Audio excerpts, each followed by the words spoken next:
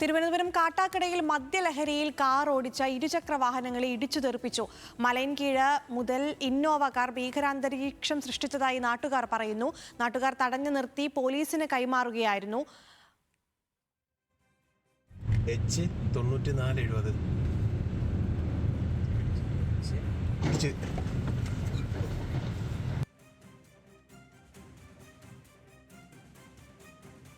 വിവരങ്ങളുമായി സനീറ്റ ചേരുന്നു. സനീറ്റ, ആശങ്കപ്പെടുത്തുന്ന ദൃശ്യങ്ങളാണ് പുറത്തു വന്നിട്ടുള്ളത്.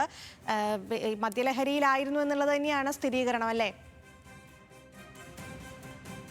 തീർച്ചയായിട്ടും അങ്ങനെ തന്നെയാണ്. ഇന്ന് രാത്രി 10 മണിയോടുകൂടിയായിരുന്നു സംഭവം. ഇത്തരത്തിൽ തിരുവനന്തപുരം കാട്ടാക്കടയിലായിരുന്നു ഇത്തരത്തിൽ ഈ മദ്യലഹരിയിലെത്തിയ യുവാക്കൾ കാർ ഇരുചക്ര വാഹനങ്ങളെ ഇടിച്ച് തെറിപ്പിക്കുന്ന സാഹചര്യം ഉണ്ടാകുന്നത്.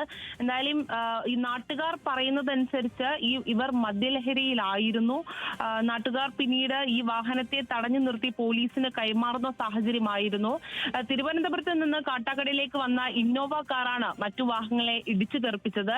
എന്തായാലും ഈ അടുത്തുള്ള പള്ളിയിൽ വെച്ച് മലക്കറി കടയിൽ സമീപത്തുള്ള വൈദ്യുതി പോസ്റ്റിൽ ഇടിച്ചു തെറിപ്പിക്കുന്ന സാഹചര്യം ഉണ്ടായിരുന്നു. എന്തായാലും പോലീസ് ഇവരെ കൈയോടെ ഇപ്പോൾ പിടികൂടിയിട്ടുണ്ട്. അഖില.